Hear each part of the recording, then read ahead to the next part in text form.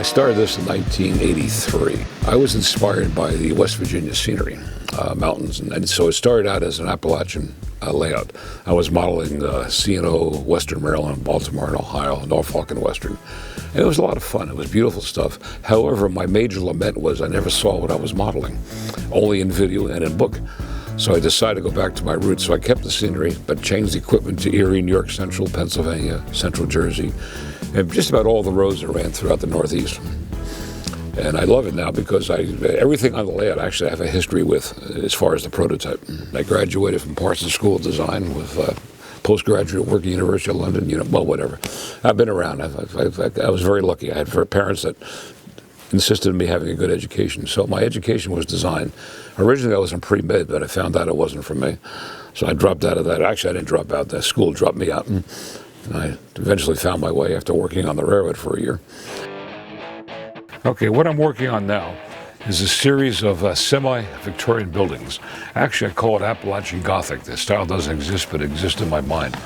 So this would be sort of like an Appalachian Gothic style you would see in possibly anywhere in West Virginia, East Tennessee, whatever.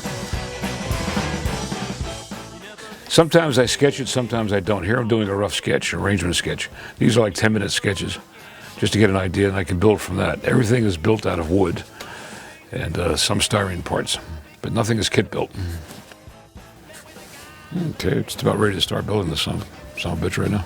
A good analogy would be like if a shark stops swimming, it's going to die. It's the same if I can't build or do anything with my hands, I may as well just cash it in. So no, it's not stressful at all. Some people may say it's talent. No, it's just a matter of wanting to do it. And you'd be amazed if you tried. There's so many people say, hey, I can't do that, which comes back to the intimidation factor. Choose between intimidation or inspiration. If you're inspired, you can do it. And I've seen that many times. I've shown people that have no background in how to do stuff, and they've built masterful layouts. I found there was no artistic accomplishment in flying an airplane. I was good at it.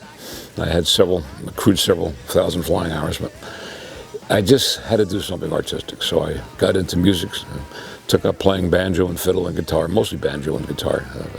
My wife will not let me play the fiddle anymore, nor will my cats let me play it. And then the artistic part was the model railroading, which I loved. I actually became a painter. I sold paintings through a gallery. And I gave that up because it wasn't rewarding. It was two-dimensional. I found that model railroading is multi-dimensional art, which is very challenging. And I say multi-dimensional, it really is. You can have the relief, or modeling is the third dimension. The fourth dimension would be the actual movement of the trains. The fifth dimension are the sounds. And then the sixth dimension, there are actually odors you can purchase. Coal yard, coal smoke, lumber yard, stuff like that. So now there's probably more dimensions. I haven't discovered them yet. So it's very challenging.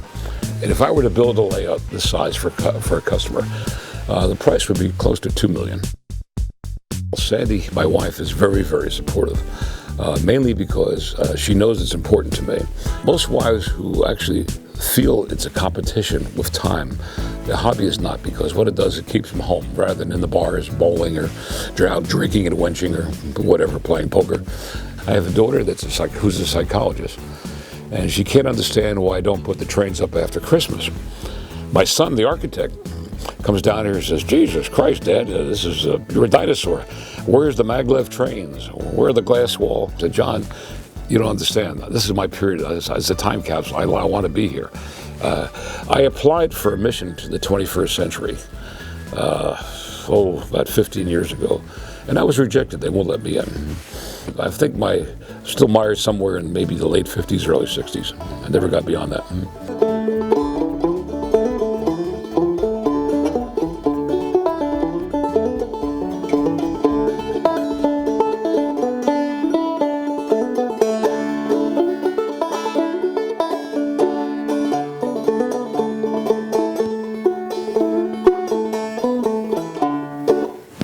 That's all you're going to get.